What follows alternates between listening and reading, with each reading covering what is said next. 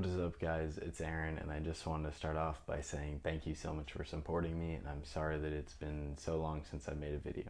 Now, with that out of the way, I'd like to get into the actual video about how you can get your first freelance clients. And this is for software engineers and web developers, but it could also definitely be used for web designers, mobile developers, and everything in between, even writing or illustrations. But before that, I'd like you all to hit the like button if you enjoy videos like this about freelancing and about different ways that I make money, because I can definitely make more videos about those topics, but I won't know unless you hit the like button.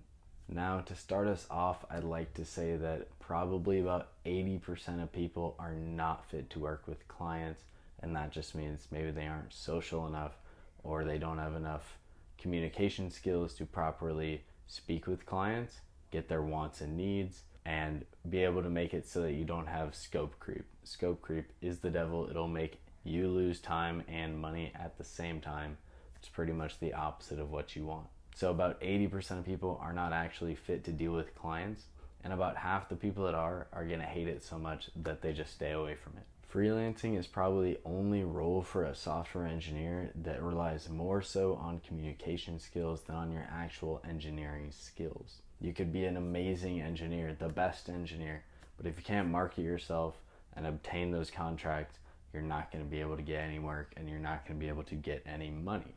Now, if you are a terrible developer, or let's say a mediocre developer, but you're great at selling yourself and talking to clients, you're probably going to be able to get enough work to get you by on whatever your goals are. Now, I don't know much about management because I've never done it, but it probably also relies a lot on your communication skills. So if you think you still might want to freelance, I'll be giving some of the tips that I have, because I have gotten multiple clients and made money from freelancing. So this will be kind of like my personal experience in how I would go about getting clients if I was starting anew.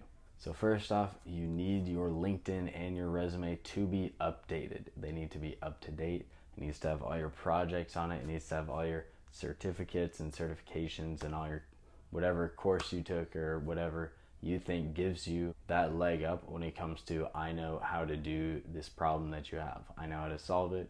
I know how to write your website. I know how to design a good website.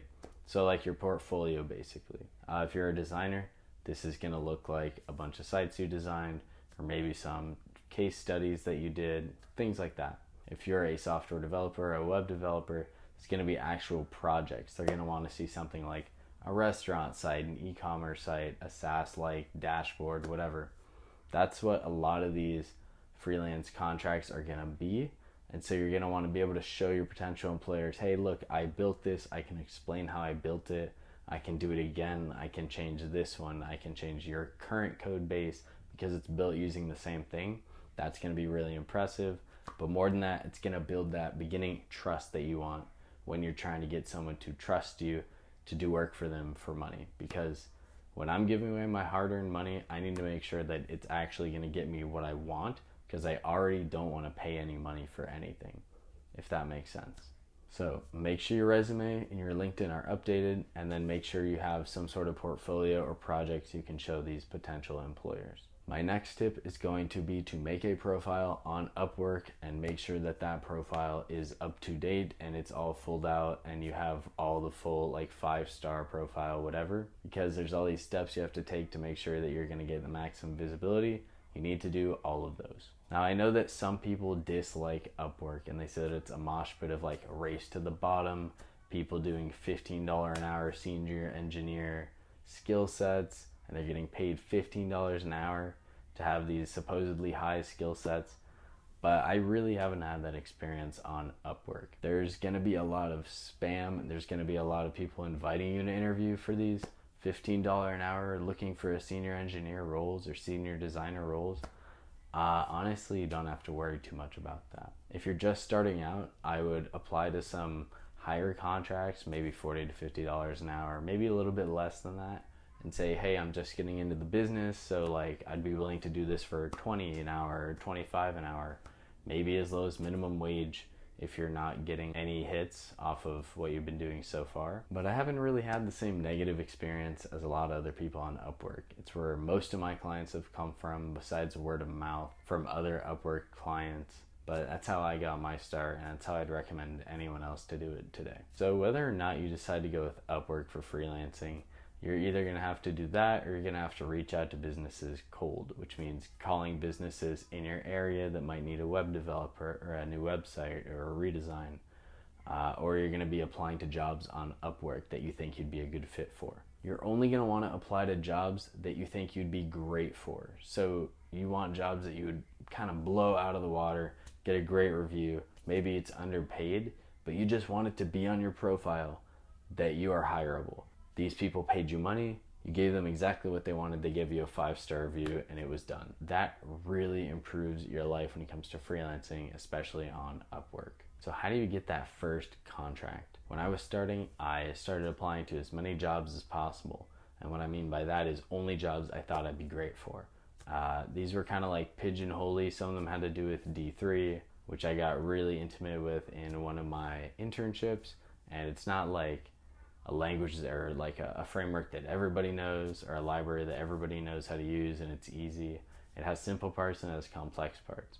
So that was really sort of able to put me aside when it came to like standing out. So after a few days of applying like this, after I made my profile, a client liked me, but I didn't have any public work. I had only worked on private, confidential projects in the companies that I had worked at previously. And so what we agreed to do was a trial run.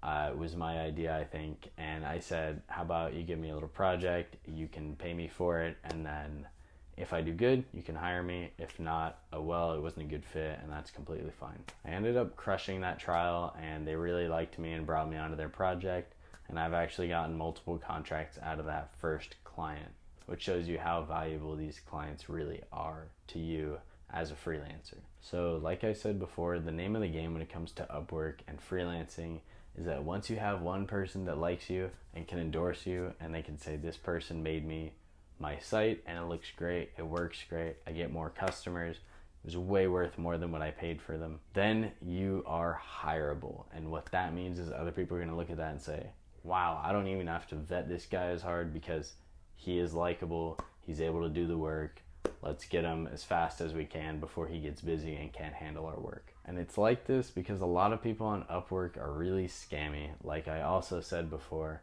they'll hire people overseas to do their contract work for way less, make money on that arbitrage, and it really leaves the customer or the client feeling unsatisfied because the work is subpar usually. One of my major tips would be for people starting out is to niche down. So find the area you want to work in. Maybe this is e-commerce sites using Shopify libraries, or maybe this is helping people to optimize how their site works with SEO, or maybe it's just helping people with React apps that have really common issues and you want to troubleshoot for them. For me, this looked like mostly building data visualization based React projects. Most of them have been dashboards, SaaS type things that have some sort of D3 or data viz element. All of my projects have been in React or Next.js, and so that makes employers more confident that you'll be able to solve the common issues that come up. You're engrossed in the ecosystem, so like you're comfortable, so they're going to be getting their money's worth. They don't have to spend money for you getting ramped up on a certain technology because they know you can just run with your knowledge that you have already. On top of that, I think that the trial run thing is a great tool to have in your toolbox when it comes to convincing clients that you're the right fit for their business, because they basically can't lose. They can have you do a small task for their site or whatever, and if you do good at it, then great, they got to vet you as an employee instead of spending a bunch of money on a huge contract and finding out it wasn't worth it at the end. So they get to save money, they get to save time, and at the end of it, they either end up with an employee that wasn't so good that they don't have to hire now or don't have to pay as much, or they end up with an employee that is great. So they really can't lose that much in the scenario. It's kind of like a risk limit for them, and it's a great tool for you to get and lock in those contracts because it's a lot harder to find more people. If you made it to the end of this video, I can tell that you're already dedicated about becoming a freelancer and you're dedicated to the research that takes. I think that a lot of stuff in this line of work in terms of being self-employed relies on how much effort you put in. Because if you put in more than everybody else, statistically you're going to be a higher likelihood to be well off. But anyway, if you made it here, I hope you enjoyed the video. Please be sure to hit the subscribe button if you like videos about freelancing and how I make money, and you want more videos about these things in the future.